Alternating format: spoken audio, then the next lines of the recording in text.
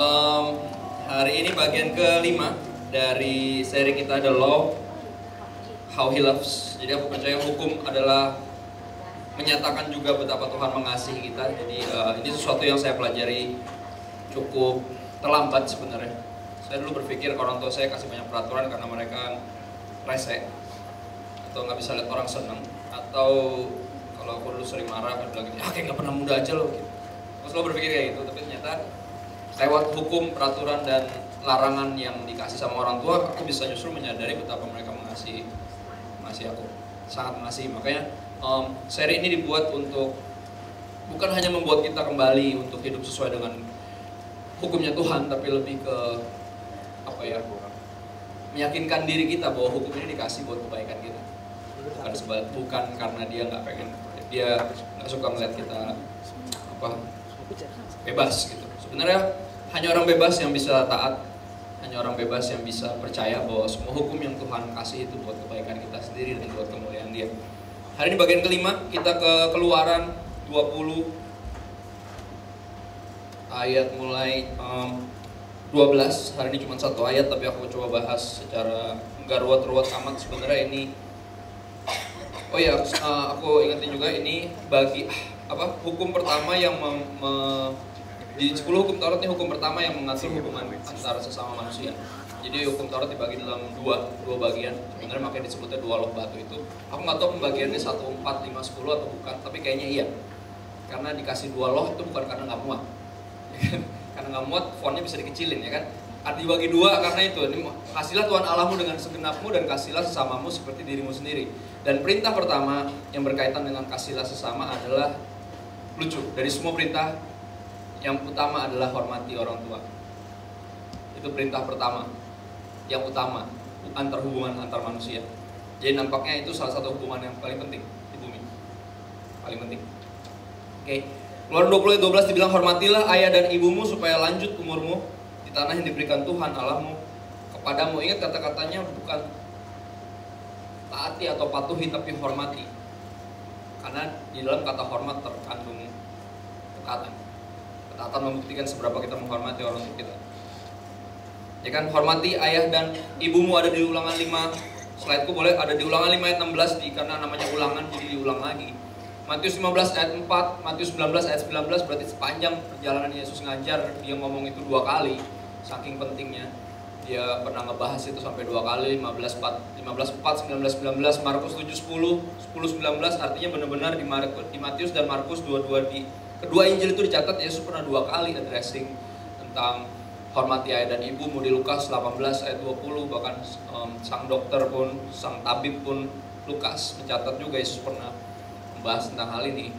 Dan di Efesus 6 ayat 2 tentunya Rasul Paulus mengingatkan jemaat di Efesus kan pentingnya hormati ayah dan ibu. Jadi gini, Amplified Bible tulis sebagai bagus, hormati itu sebagai regard atau hargai. Di dalam kurungnya dibilang treat with honor, due obedience and courtesy. Jadi memperlakukan, menghormati, menghargai dengan cara taat. Dan ada courtesy itu apa ya? Kayak yang semacam itu. Jadi kalau di album gitu, ada satu album, ada satu band gitu, terus tiba-tiba di lagu ke-9 dia featuring vokalis dari band apa gitu. Dan band itu di record label yang berbeda, dia akan tulis kata courtesy dari record label yang itu. Jadi kayak selalu kita akan selalu mewakili orang tua kita. Manapun kita pergi kita akan selalu diingat sebagai itu. Saya kebetulan karena secara visual 11-12 banget sama papa saya, bahkan saya 11,5, bukan 11-12 lagi, jadi benar-benar hampir mirip banget. Jadi orang akan selalu lihat. Kemarin baru konferensi anak pendeta dan saya percaya nggak ada yang kebetulan.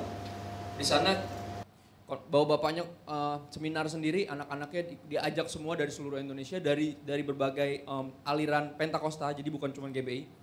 Dan saya kenal banyak banget, ada 300 anak pendeta. Dan thanks God banget, seminar cuma sehari kita, cuma berapa sesi, tapi dalam satu hari itu benar-benar maksimal. Tuhan benar-benar ingetin kita bahwa kita tuh beruntung. Kita tuh beruntung punya orang tua yang bukan cuma orang tua secara orang tua di bumi, tapi mereka hamba Tuhan. Dan ternyata kita semua hamba Tuhan, apapun jurusan, apapun ketertarikan kita bisa melayani Tuhan lewat itu. Dan di situ apa ya, banyak banget yang dipulihkan. Kalau saya udah dipulihkan duluan sebelum saya bahkan ikut kayak begitu-begitu persekutuan anak hamba Tuhan, aku disebutnya sebagai pahat, aku udah dipulihkan duluan karena aku lihat semakin kita mengenal Bapa di sorga, kita akan semakin menghargai juga Bapa yang di bumi. Karena kita akan lihat perbedaan yang sangat jauh sebenarnya. Tapi kita akan lihat mereka sebagai manusia. Di situ nanti akan saya bahas apa yang saya dapat di sana, bagus banget dari salah satu pendeta yang saya hormati yang bikin persekutuan anak hamba Tuhan GBI, namanya Rubina Adi Abraham. Bagus banget, dia punya anak 3 cewek semua. 26, 22 sama 20 kalau nggak salah.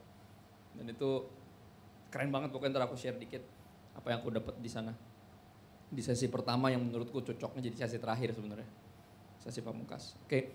Jadi di dalamnya ada Cortes itu selalu kita akan selalu connect sama orang, akan ingat kita sebagai, dan di conference itu lucu banget, banyak pendeta yang nggak tahu aku siapa. Karena aku juga diundang sebagai panitia tapi nggak jelas job desk-nya apa. Jadi nampaknya yang punya gawe, punya acara cuma pengen aku datang. Karena dia udah tahu aku bosen sama kayak gitu-gituan. Aku udah gak demen sama yang conference, apalah ini. Akhirnya dia bilang, yaudah lu jadi panitia bantuin gua. Tapi sampai di sana siap rapat, kita cuma makan-makan, hahi, kenalan-kenalan, terus kayak job desk-nya mana? Nggak ada, rapat kedua gitu lagi, hahi, makan-makan, terus mana job desk-nya? Hari ketiga katanya ngumpul jam segini, kita ngumpul terus mana nggak ngumpul-ngumpul? Ada cuma makan, hahi, mana nih nggak jelas kerjaan gue? In the end of the day, nampaknya dia cuma pengen aku ikut untuk kenalan sama banyak anak pendeta dari seluruh Indonesia. Dan mereka orang-orang yang sangat-sangat menarik, unik atau agak aneh lebih tepatnya, seperti saya. Dan Lewi, siapa yang kenal Lewi pasti cukup aneh Lewi. Tapi seru banget. Nah, jadi gini, semua orang nggak tahu siapa saya mondar-mandir hari pertama tanpa badge karena belum dibuatin. Akhirnya hari kedua dikasih badge juga karena banyak yang nanya, mau kemana ya mas? Gitu kan, tampang saya Taliban kan. Jadi kan, udah bajunya juga baju biasa aja gitu, nggak pakai converse amat gitu kan. Kadang pakai sweater, kadang pakai kupluk, kayak orang bingung nih, mau kemana lo gitu kan, nggak ada badge-nya juga. Dia selalu nanya, tapi beberapa orang langsung dengan sederhana langsung tahu, anaknya Om George ya? Dan dia bukan GBI loh yang nanya. Karena 11,5 tadi, bukan 11-12 lagi, 11,5. Saya mirip ayah saya secara visual, secara kelihatan. Tapi hendaknya kita nanti mudah-mudahan setelah perenungan hari ini kita akan menyesuaikan diri dengan Bapa kita yang di sorga. Kita akan 11-12 sama dia, bukan hanya sama Bapa kita yang di bumi. Tapi secara sifat, secara hati, itu yang paling penting. Oke, slide kedua boleh dilihat di sini. Jadi yang pertama tadi, hormati ayah dan ibu, hargai mereka dengan cara taat dan selalu hormat sama mereka. Itu caranya, cara kita menghormati, cara kita menghargai dengan ketaatan. Jadi perintahnya bukan cuma sekedar harus taat sama orang tua, tapi lebih ke hormati. Karena di dalam sana, dalam kata itu doang, dalam kata hormat itu mengandung semuanya. Ada kasih, ada segen, ada takut, tapi juga ada hormat, ada kita pengen taat, kita pengen menghargai mereka, digandung dalam satu kata hormati itu. Slide berikutnya ada dia. Kalau saya Efesus 6 ayat 1 dan 4 dibilang gini, hai anak-anak taatilah orang tuamu di dalam Tuhan. Jadi itu jelas, jadi kalau orang tua kita suruh kita ngebunuh orang, nampaknya nggak harus kita taati karena itu nggak sesuai sama firman Tuhan. Taati orang tuamu di dalam Tuhan karena haruslah demikian. Jadi ini bukan pilihan, harus. Dan beberapa saudara langsung mulai susah toh. Lu nggak tahu bokap gue kayak apa kan gitu langsung. Dan kamu bapak-bapak janganlah bangkitkan amarah di dalam hati anak-anakmu, tetapi didiklah mereka di dalam ajaran dan nasihat Tuhan. Seringkali ini yang terjadi, kesulitan anak untuk mentaati orang tuanya dikarenakan orang tuanya tidak di dalam Tuhan. Jadi semua nasihatnya murni cuma karena pengalaman atau karena paranoid, ketakutan. Jadinya kalau orang takut biasanya lebay. Ya kan, kadang cuma gini doang, kayak kata-kata gini, orang kalau lebay selalu kayak kata-katanya cuma sederhana padahal mungkin anaknya cuma bilang, mah, aku bisa ngomong gak mah? Gitu, langsung di otaknya, apa? Kenapa kamu? Kan gitu padahal, ya lama cuma mau ngomong kan gitu, karena parno, jadinya udah lebay duluan. Jadi anak udah mau sharing juga, ya udah gak jadi deh, udah sepanang duluan, udah modenya udah senggol bacok gitu kan. Senggol bacok mode on, padahal cuma main ngobrol gitu, pengen cerita, tapi udah lebay duluan maknya. Hah? Kenapa? Kenapa kamu? Gitu kayak, enggak apa-apa, cuma mau ngobrol. Udah gak jadi deh, biasanya gitu, anak-anak gitu, karena orang tuanya parno jadinya males. Tapi kalau orang tua di dalam Tuhan, anak juga pasti akan dikit-dikit pasti akan nanya, karena dia tahu orang tuanya deket banget sama Tuhan, dan ketika anak udah mulai mencari berusaha mencari kira-kira Tuhan pengen aku ngapain ya, dia akan tahu, dia nggak harus datang ke pendeta, dia bisa datang ke papanya sendiri. Karena papanya dalam Tuhan. Karena semua nasihatnya berasal dari firman Tuhan, bukan cuma menurut dia. Yang selalu kita bilang, tapi itu menurut lo, kan gitu. Kalau menurut gua nggak kayak gitu. Nah kalau menurut firman udah susah lagi, karena ini udah hubungannya sama Tuhan. Dan Tuhan nggak mungkin salah. Sedangkan orang tua sangat mungkin salah, sering banget salah. Dan udah salah galak lagi. Ya kan? Kayak di jalan raya kan? Ya kan, yang paling salah yang paling galak biasanya. Itu udah umum banget lah. Seringkali kayak gitu, jadi sulit untuk taat. Bukan sesuatu yang mudah. Di Kolose, kepada jemaat di Kolose, Paulus ngomong lagi, hai anak-anak taatilah orang tuamu dalam segala hal. Tapi di dalam Tuhan, makanya saya warnain sama, karena itu yang paling penting. Dalam segala hal-hal yang berkaitan, yang ada hubungannya, yang sesuai sama firman Tuhan, mas, dalam segala hal yang tadi aku bilang. Bisa disuruh nyolong, paling sederhana adalah gini, satu kebodohan yang orang tua sering lakukan adalah anak tuh diajarin buat bohong. Padahal baru banget di sekolah minggu nyanyi bohong itu, bohong itu dosa anak Tuhan, tak boleh bohong. Baru gitu sampai di rumah, ya kan, baru balik dari gereja, baru haleluya kan nyokapnya gitu, pokoknya orang tuanya gitu-gitu banget. Tiba-tiba sampai di gereja, sampai di rumah tiba-tiba ada tante siapalah itu yang suka pinjam duit, ya kan, datang di depan rumah, baru pada masuk. Tampaknya si tante juga ngeliat pas kita datang gitu kan, mobilnya datang nih, mungkin dia udah nungguin dari 2 tahun yang lalu gitu di situ nungguin. Akhirnya datang bilang kayak, mama ada nggak? Ini kayak, terus akhirnya anaknya ke dalam, ya kan, mah si tante itu gitu, bilang mama nggak ada, gitu. Akhirnya dia bingung, bohong itu dosa, bohong itu dosa, anak Tuhan nggak boleh bohong. Akhirnya dia keluar, tante kata mama nggak ada, gitu. Selesai kan, jadi ya berarti kan ada di dalam. Dan gini, itu refleks loh, kadang kita suruh bilang gitu. Kayak lagi gini, ada telepon, tiba-tiba lagi sibuk, bilang aja mama lagi ngapain lah gitu. Itu kan disuruh bohong. Ya kan, tanpa sadar loh. Tanpa sadar kita ngajarin sesuatu yang bertentangan sama sekali sama yang firman Tuhan ajarin. Dan itulah dia, makanya anak-anak taatilah orang tuamu dalam segala hal, tapi di dalam Tuhan, karena itulah yang indah di dalam Tuhan. Dan ini menarik. Jadi ini lebih ke hubungan bukan antara Anda dan orang tua Anda, atau kita dengan orang tua kita, tapi lebih ke antara kita sama Tuhan. Karena itulah yang indah di dalam Tuhan, menarik. Bukan cuma indah di dalam keluarga doang, bukan indah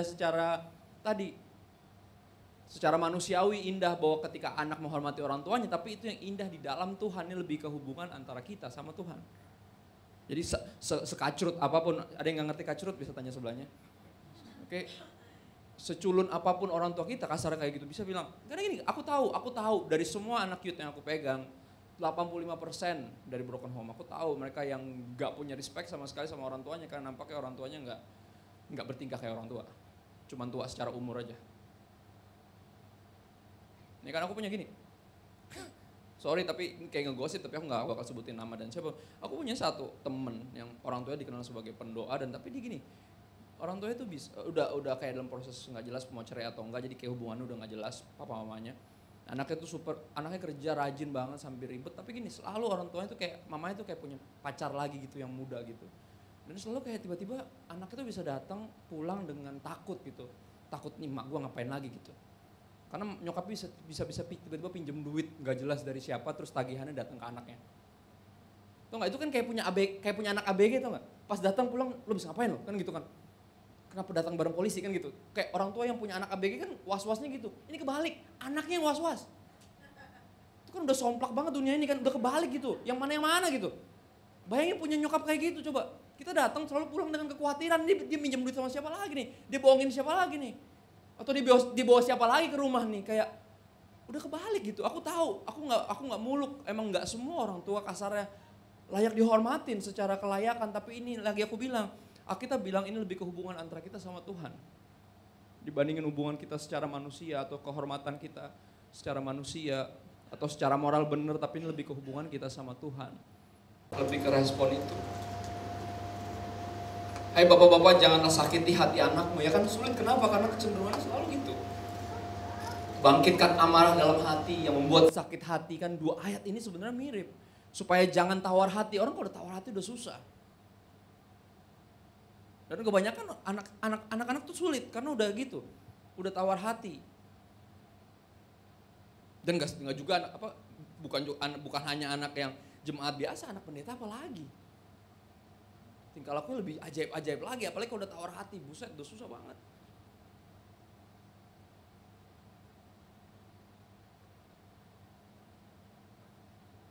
Akhirnya hambatannya adalah gitu kan. Perintahnya adalah hormati. Hambatannya adalah aku bilang broken mirror, karena apa? Mereka jadi perwakilan Tuhan di bumi yang gagal gitu. Kadang penghormatan kita kepada Tuhan sebagai Bapa, ada loh orang yang pas tahu Tuhan bilang dirinya sebagai Bapa, dia langsung malas. Karena dia langsung ketika ingat Tuhan sebagai Bapa, dia ingat bapaknya. Dia langsung malas kayak, nggak bisa diganti mama apa Tuhan, kayak nggak bisa.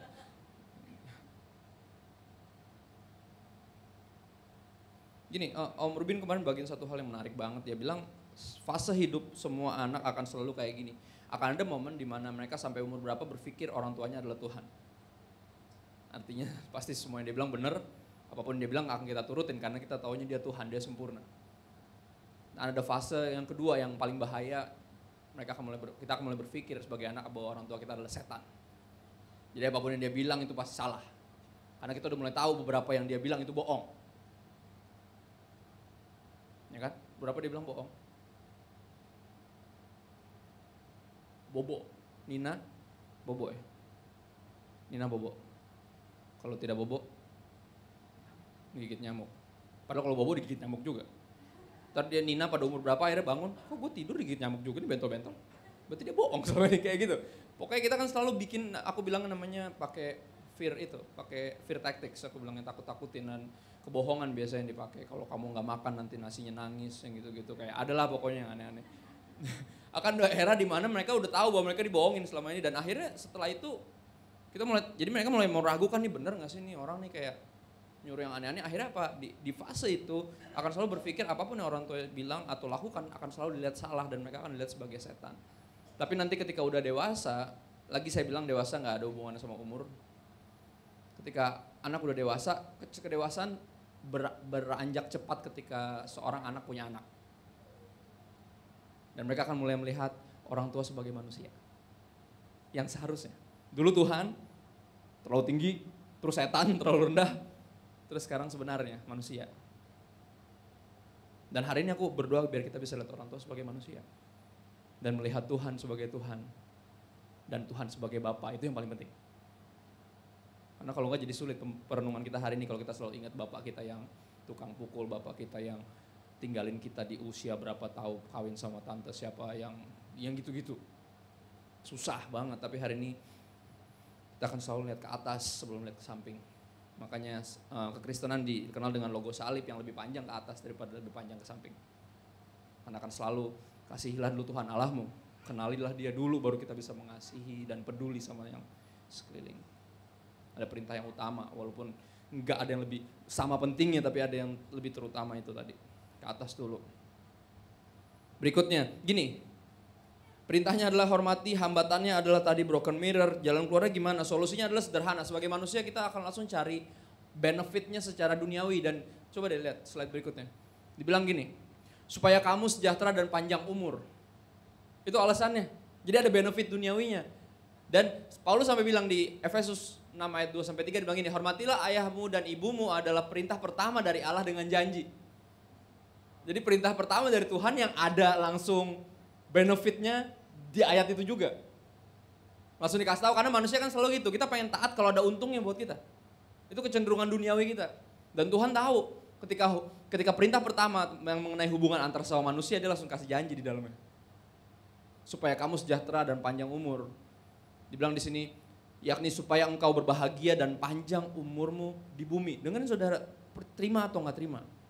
Orang-orang yang paling kaya di dunia tapi hubungan sama orang tua yang nggak bener, atau masih punya kepahitan sama papa atau mamanya, mereka akan tetap kaya tapi nggak bahagia. Itu paling aneh seaneh-anehnya.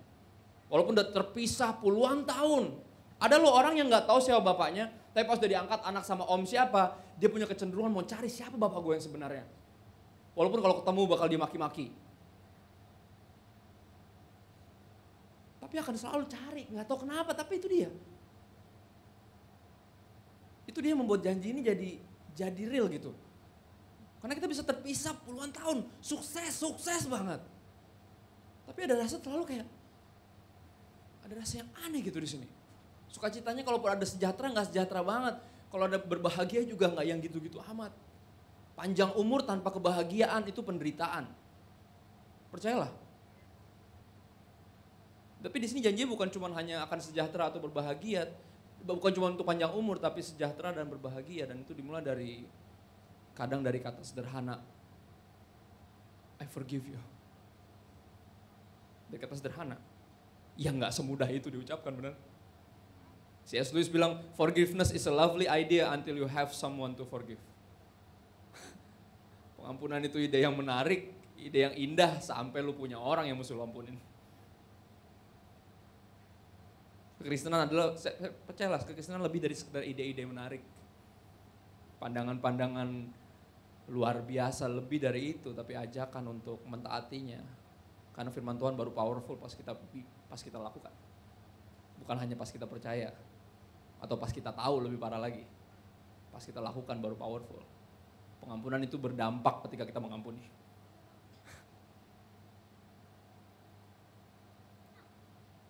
Solusinya adalah cari keuntungan atau benefitnya yang sederhana, langsung cepat banget. Panjang umur, sejahtera dan berbahagia itu janji dari Tuhan. Tuhan langsung tahu, secara manusia kita akan bilang, tapi lu gak tahu bokap gue gimana, dia langsung kasih janji. Jadi seperti halnya tentang ini pun, tentang menghormati orang tua, pengampunan juga tentang itu kan. Ada bahkan bukan orang Kristen yang nulis, aku lupa, dia motivator tapi kayaknya cukup Kristen dan dia terinspirasi dari, dia bilang gini, kita mengampuni bukan orang itu karena orang itu layak diampunin, tapi karena kita layak bahagia. Ada yang bilang gitu, kata-kata bijak aku ingat banget. Kita berhak bahagia, makanya kita mengampuni bukan karena dia berhak diampunin. Karena nampaknya dalam pengampunan ada kebahagiaan. Orang dunia aja tahu, orang sekuler aja ngerti. Masa kita anak Tuhan gak ngerti juga?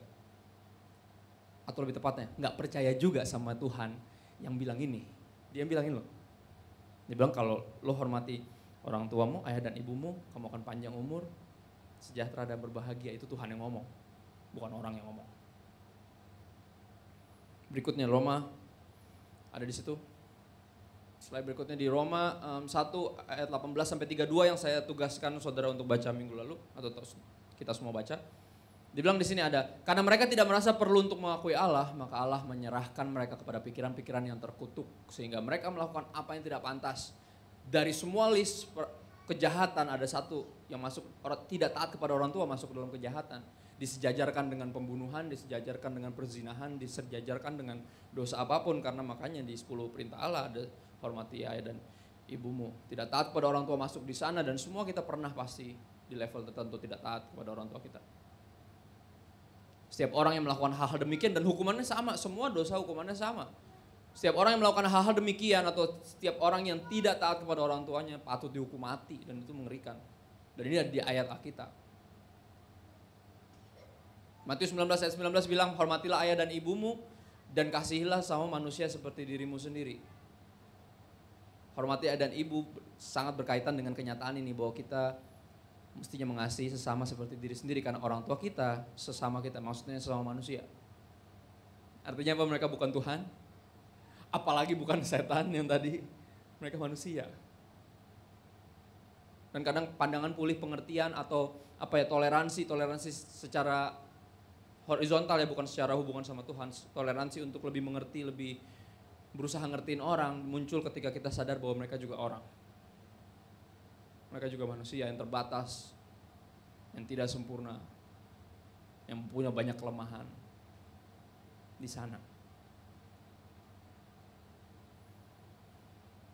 Saudara, coba buka deh. Ini ayat-ayat cukup mengerikan, tapi kita harus baca karena Yesus yang ngomong. Matius 15 ayat 4.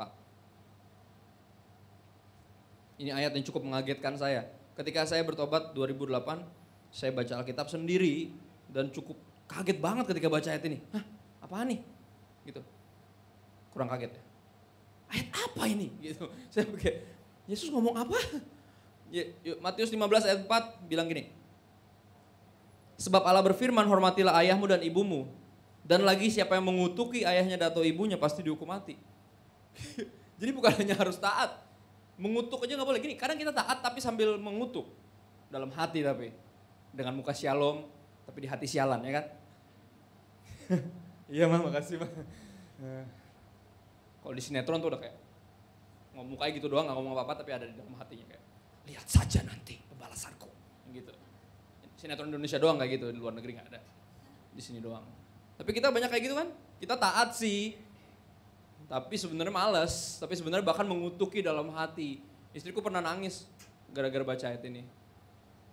Karena ketika kita kesel kan kita akan melakukan hal-hal yang bodoh seperti mengutuk, seolah kita yang paling sempurna ya kan. Kadang tetap taat tapi sebenarnya kesel dan ngutuk dalam hati dan tampaknya kita harus dihukum mati. Bahkan ayat bilang pasti loh. Pasti artinya hukumannya sama. Upah dosa itu maut, tidak taat orang tua, bahkan mengutuki orang tua. Harus dihukum mati. Bahkan di Markus berapa? Markus 7 ayat 10. Boleh dilihat.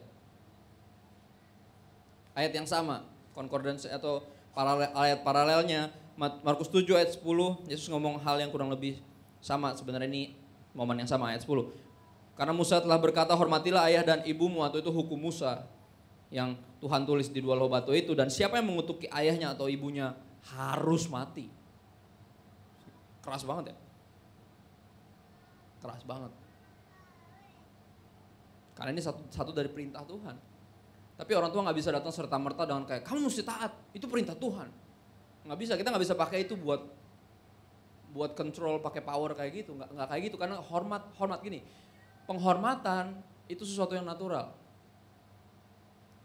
Makanya orang tuh begini, hendaknya kita jangan cuma bertambah tua, tapi bertambah dewasa. Kalau cuma tambah tua, makanya nggak ada yang hormat sama kita.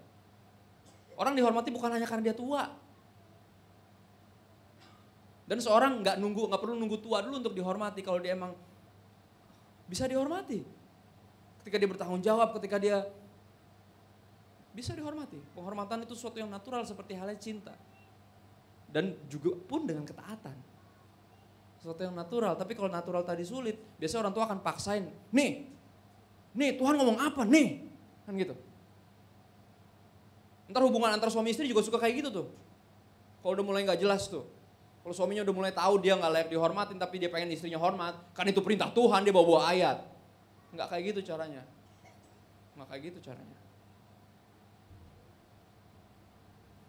Gini, ada orang temen yang hampir selalu ribut sama istrinya.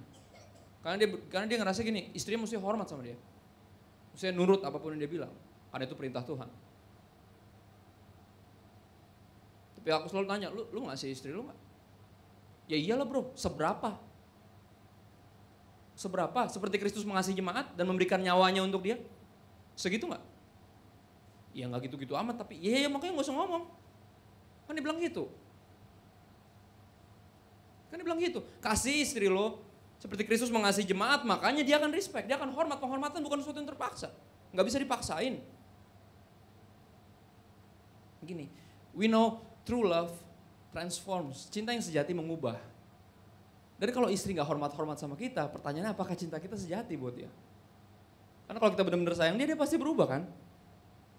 Kalau dulunya nggak hormat, lama-lama ada penghormatan yang bertumbuh. Pertanyaannya cinta kita sejati nggak? Itu pertanyaannya, balik lagi ke sana. Yang sebagai orang tua hari ini juga ada teguran, bukan perintah buat anak-anak doang. Ini teguran untuk membawa kita ke level sebenarnya ketika kita dipanggil untuk jadi orang tua. Untuk di dalam Tuhan. Untuk selalu menasehati berdasarkan apa yang Tuhan bilang, bukan apa yang menurut kita benar. Apa yang menurut bapak kita benar, menurut opa kita benar, menurut yang gitu-gitu. Biasakan kebenaran, jangan benarkan kebiasaan. Bahkan gereja terbagi dalam banyak denom karena itu. Orang pikir yang kayak gini nih, kalau kayak gini baru Tuhan datang. Kalau liturginya gini, urutannya gini, kalau ada lagu ini baru Tuhan datang. Dan kita pikir gereja kita yang paling benar, maka kita ribut. Karena kita ributin kebiasaan, bukan ributin kebenaran. Padahal pas ngomong kebenaran ternyata kita nggak jauh beda ya pemikiran kita. Iya. Makanya nggak usah ributin kebiasaan, kita ngobrolin kebenaran aja. Kalau emang sama-sama Tuhan Yesus, sama-sama baca Alkitab yang sama, pas ngobrol ternyata kita banyak persamaan. Ya iya menurut ngana. Makanya kita bisa baru berteman ketika kita berpikir ada kesamaan. Kalau terus ributin kebiasaan, nggak ada habisnya, nggak ada ujungnya. Anak akan mulai berpikir kayaknya kebiasaan ini salah nih. Anak kan juga ke sekolah kan. Lama-lama pinter kan. Dia akan mulai berpikir nih kayak gak bener nih kayak gini nih. Tapi opa bikin ini. Opanya opa juga bikin ini. Kan gitu. Akhirnya bentroknya di situ terus tuh.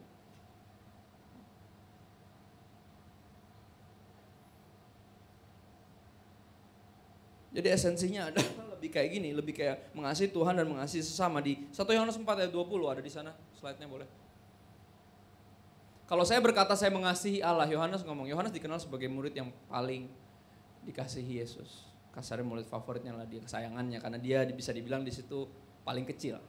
Gini, kira-kira kalau saudara kemana-mana masih diikutin mama, itu umur berapa kira-kira? Kira-kira, saya cuma pengen nanya aja. Karena pas Yohanes jadi murid Yesus, mamanya ngikutin terus. Kalau kau jadi Yohanes, kau udah gede kayak, "Mak, udah apa sih?" Kan gitu.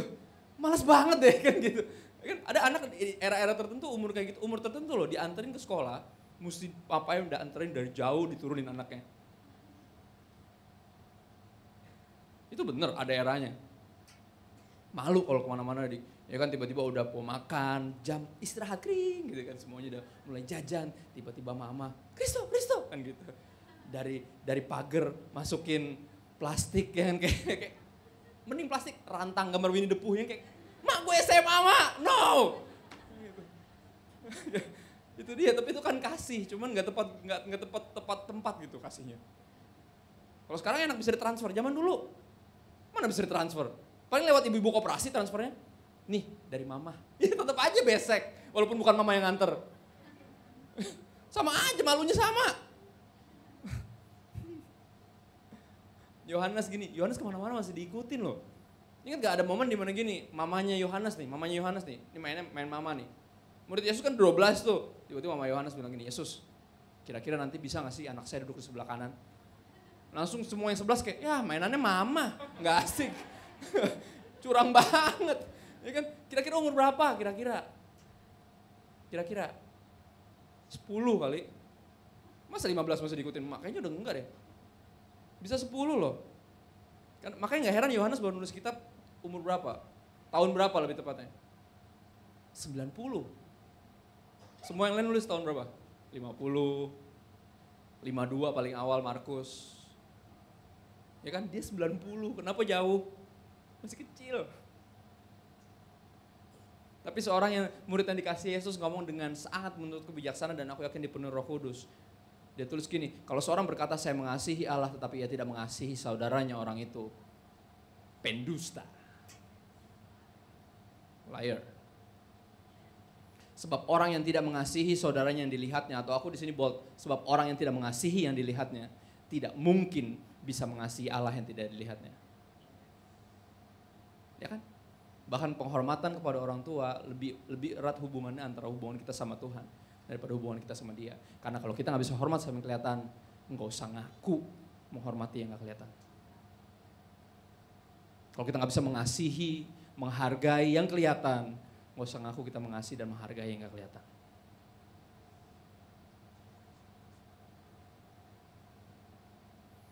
Terus sampai ke bagian terakhir, hari ini cepat salah, lama salah, ya kan? Nggak, ini ada perjamuan jadi saya sesuaikan, nggak disesuaikan sih sebenarnya, membahanin lagi dikit aja. Dan ternyata hari ini tanggal 5 jadi pas. Saya percaya Tuhan yang pas banget. Saya mau bahas hari ini, saya tiba-tiba ikut konferensi kemana 3 hari tentang menyadari beruntungnya kita punya orang tua yang hamba Tuhan dan berusaha melihat mereka sebagai manusia dan mulai melihat panggilan yang luar biasa yang mereka punya juga ternyata juga dioper ke kita. Kehormatan yang sama, privilege yang sama, kebanggaan yang sama untuk melayani Tuhan yang sama. Nah, saya bersyukur kemarin 300-an anak semuanya disentuh Tuhan. Disentuh Tuhan lewat semua sesinya. Thanks God. Ya kan, karena aliran kita lain-lain kan. Ada yang pengajaran, asik ya kan. Ada yang Pentakosta tapi Injili. Saya pikir saya sendiri satu-satunya orang yang Pentakosta tapi Injili. Ternyata ada juga. Dari Medan dia bahas bagus banget, ayat banget. Yang pertama GBI banget, jadi poin-poin dan dengan contoh-contoh, terus dia terakhir panggil anaknya dan itu GBI banget ya kan. Terus tiba-tiba ada satu yang gak jelas, dia cuma ceritain bagaimana Tuhan panggil dia. Dia cuma cerita doang, gak ada ayatnya kayak Ya itulah dia aliran itu ya kan. Tapi dari semuanya Tuhan kumpulin, yang terakhir malah motivator ya kan, motivasi segala macam yang gitu-gitu. Tapi itulah dia keunikan, karena kita tubuh. Nggak semuanya tangan, nggak semuanya mulut, nggak semuanya kaki, nggak semuanya. Pas digabung tuh pas gitu, kayak satu badan gitu, entah gimana. Saya banyak belajar untuk menghormati hamba-hamba Tuhan yang beberapa momen yang lalu, beberapa waktu yang lalu saya sempat kehilangan respect karena kesalahan mungkin yang secara saya pikir mereka salah bikin itu. Dan respect saya balik, pas saya lihat di situ, dia emang pengkhotbah yang luar biasa. Dan dia kasih tahu kenapa dia ngambil keputusan itu dulu. Dia jelasin. Dan saya langsung tahu, kalau saya di posisi itu saya pasti ambil juga kesempatan itu untuk menjadi penasehat presiden. Saya percaya pasti semua hamba Tuhan mau jadi penasehat presiden ketika kita akhirnya bisa oper wisdomnya Tuhan langsung ke RI 1. Saya jadi ngerti posisinya. Ya kadang orang tua butuh penjelasan sedikit banyak. Mungkin orang tua ngerasa nggak butuh menjelaskan sesuatu kepada anaknya karena orang tua pasti benar. Dan kalau kamu anak kecil, kamu nggak bakal ngerti. Kan gitu. Enggak, dia akan bertumbuh dewasa, akan mengerti dan butuh penjelasan. Dan gini, percayalah sebagai orang tua untuk menjelaskan sesuatu dibutuhkan kerendahan hati. Kerendahan hati cuma bersumber kepada satu, ketika kita bukan percaya diri dan bukan rendah diri tapi tahu diri bahwa kita manusia dan kita nggak lebih tinggi dari anak kita. Kita nggak lebih pintar, lebih benar, lebih dekat sama Tuhan karena kita katanya wakil Tuhan di bumi. Coba lihat, Martin Luther nulis ini pembahasan terakhir. God has exalted this estate of parents above all others. Indeed, He has appointed it to be His representative on earth. Aku baru pertama kali tahu kata-kata ini muncul dari Martin Luther bahwa orang tua adalah wakil Tuhan di bumi. Ini kehormatan kita sebagai orang tua untuk mewakili Tuhan di bumi, untuk reflect Him kepada anak-anak kita. So reflect well, pantulkan yang benar, jangan deflect, jangan diarahin kemana-mana, jangan dibawa ke semua kemuliaan buat kita. Ini tentang memantulkan Tuhan. Jadi semua dimulai dari kita sedekat apa kita di dalam Tuhan atau enggak. Kalau kita di dalam Dia, kita akan memantulkan Dia. Dan kita akan membantu anak-anak kita untuk menghormati Tuhan. Dengan meyakinkan mereka bahwa gini, walaupun kita bukan sempurna, tapi aku orang tuamu dan aku berusaha semaksimal mungkin untuk jadi ayah yang baik atau ibu yang baik. Dan mereka akan hormat, dan mereka akan mulai melihat Tuhan dengan pandangan yang sebenarnya. Karena Tuhan di Matius 6 ayat 9 dia bilang, saudara gak usah kesana, di doa Bapa kami. Murid-murid Yesus bilang, Yesus ajarin kami berdoa dong. Terus mereka bilang, kapanpun kamu berdoa kayak gini. Ini revolusioner, pertama ada orang yang bilang bahwa Tuhan itu Bapaknya. Dan dia bilang bukan cuma Bapaknya doang, Bapa kami yang di sorga. Di seluruh murid-muridnya berdoa kayak gitu juga. Jadi apa? Tuhan menganggap dirinya Bapa kita.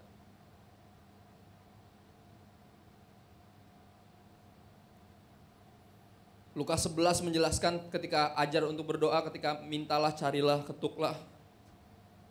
Yesus bilang, Bapa di dunia aja gak akan kasih ular kepada anaknya yang minta ikan.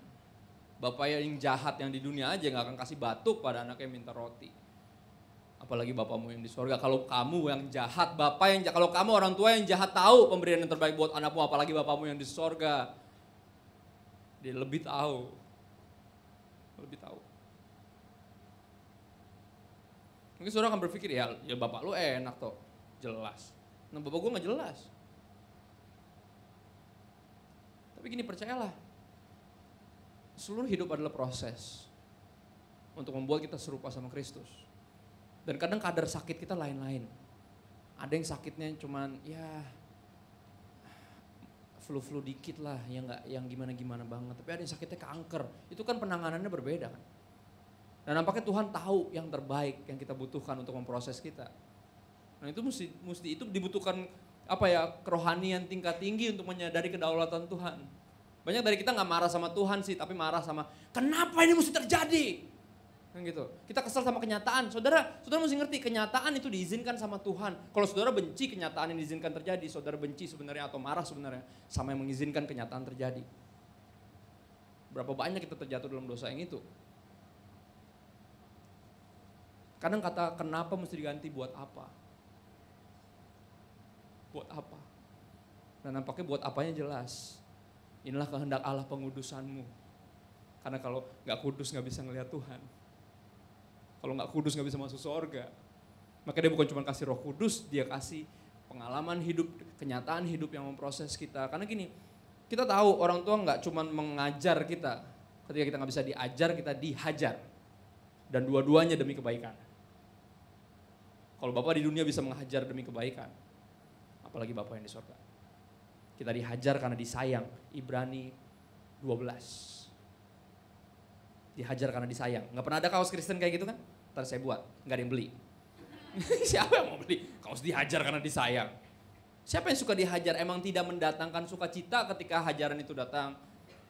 Tapi itu membawa kita kepada pengudusan yang Tuhan mau. Karena hatinya Tuhan sama, buat kita selamat. Buat kita pulang kembali ke rumah yang dia udah buat. Tujuan Yesus datang ke bumi kan, mati. Buat kita nanti kita akan rayakan dalam perjamuan kudus. Bagian terakhir. Salah satu hamba Tuhan yang juga dipulihkan hubungan dia dengan orang tuanya ketika, bahkan hubungan dia dengan anak-anaknya ketika dia menyadari tentang hal ini, hubungan antara kita dengan Tuhan sebagai Tuhan Bapa dan kita anaknya. Dia bilang gini, "There's nothing better than being absolutely sure that the most powerful being in the universe adores you as his own child."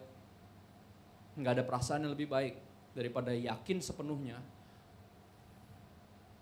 bahwa pribadi terkuat di alam semesta ini menyayangi kita sebagai anaknya sendiri. Jadi hari ini akan melibatkan dua hal itu. Kita mengampuni orang tua kita karena kita melihat mereka sebagai manusia hari ini. Dan anak-anak juga sama. Belajar mengampuni orang tuanya karena orang tuanya adalah manusia juga. Dan juga bukan hanya belajar mengampuni tapi menghormati. Karena nampaknya dia perwakilan Tuhan di bumi walaupun gak sempurna. Tapi semua orang berusaha. Saya percaya gak ada orang yang menghendaki perceraian. Saya percaya gak ada orang yang bercita-cita jadi ayah yang buruk. Ya kan? Gak ada. Tapi gak pernah terlambat untuk menyadari kesalahan dan minta maaf. Dalam kata minta maaf ada power yang luar biasa. Dan kadang penghormatan bisa jadi pertama kali muncul ketika kata itu muncul. Maafin mama ya nak. Penghormatan langsung pulih. Seketika, gak pakai lama.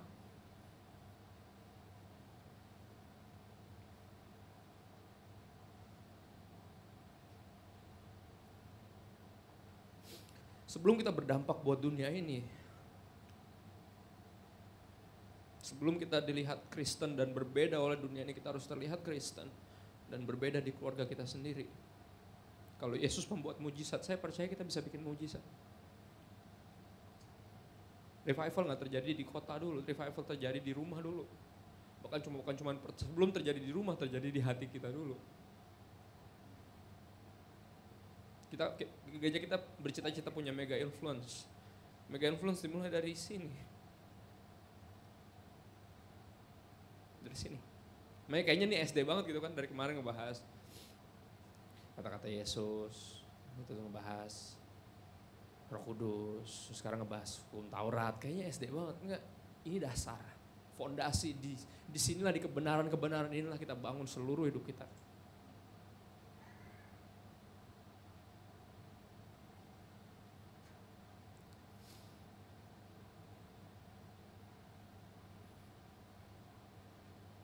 Saya rindu kita baca ayat terakhir di Kolose 3, boleh dibantu. Kolose 3. Saya pernah bahas ini tapi saya tergerak untuk baca ini sekali lagi. Kolose 3 mulai 18 dibilang hubungan antara anggota-anggota rumah tangga.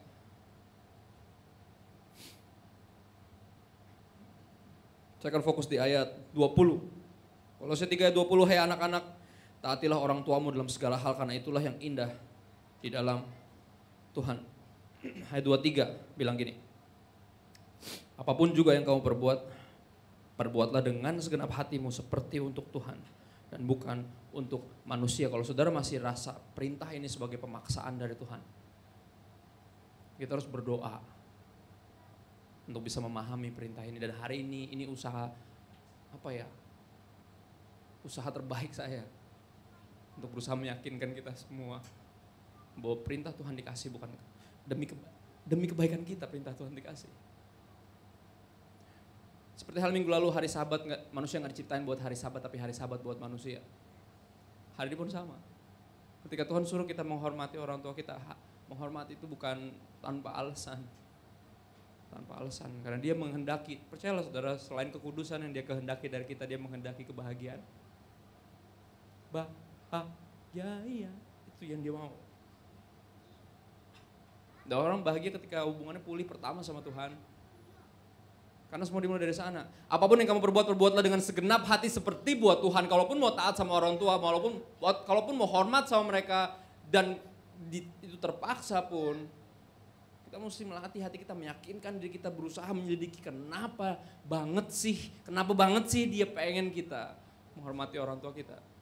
Karena nampaknya dia menghendaki umur yang panjang bagi kita dan kesejahteraan atau kebahagiaan. Dan nampaknya ini mempengaruhi lebih tepatnya hubungan kita sama dia. Untuk meyakinkan kita bahwa dia Bapa dan kita anak.